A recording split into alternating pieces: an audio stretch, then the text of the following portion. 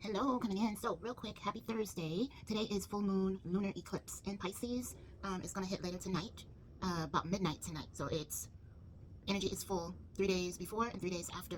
So, want to just come in briefly. I do have a full read on YouTube right now, and we have the push-up bras on for Dali.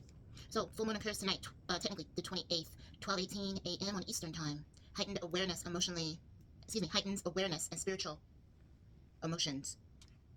I said that wrong, but anyway, you know what I mean. So it says it is highlighting areas where you need to release or where closure is needed. This energy encourages intuition, compassion, creativity, and spiritual reflection. In Virgo, this also is going to emphasize structure, clarity, and practical action.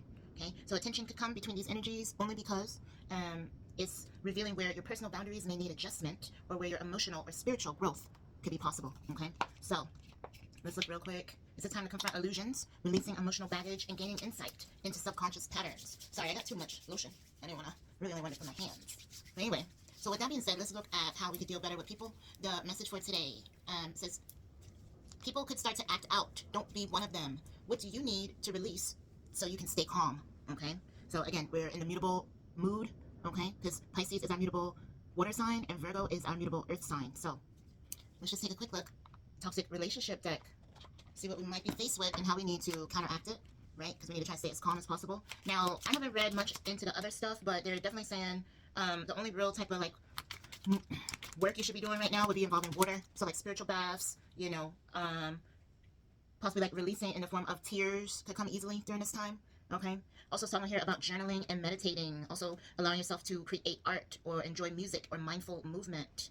Okay. And then it says also use this time to focus on shadow work, which is releasing toxic attachments, unhealthy habits, or emotional blockages. Okay, so let's see what comes up. Toxic relationship deck here, stuff we can try to, because of course, if we are the more spiritual healed ones, people are going to be trying to test us. So we need to make sure that we're putting on like our protection and keeping ourselves stable in the mental. Yeah, constant criticism. Okay, so you could be dealing with somebody who's always criticizing you or always just criticizing others in general. That's low vibrational.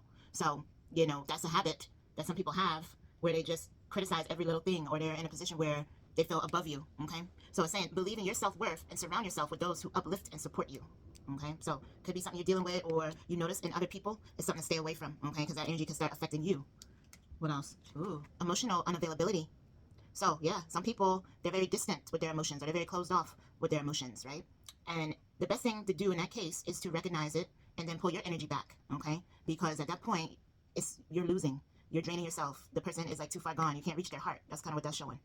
Not to say they're too far gone forever, but currently they could be unavailable emotionally. So that means they don't have the capacity to hear what you're saying. They don't have the capacity to like care about what you're saying.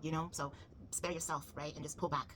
What's the card says? It says open your heart and communicate your need for emotional connections. Emotional availability fosters intimacy. Okay, now that's if you're talking about somebody more in a romantic state.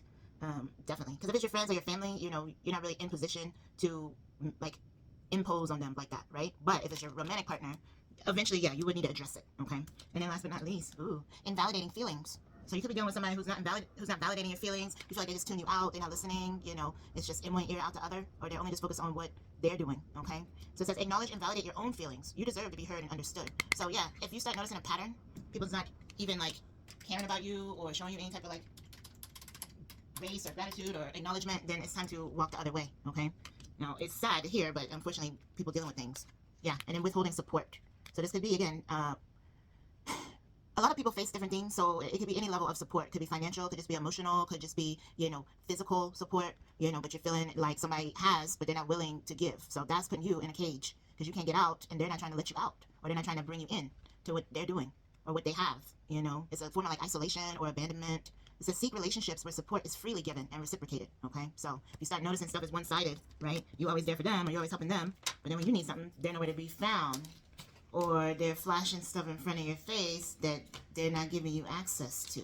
Okay? So, keep that in mind. Enjoy your day. Bye.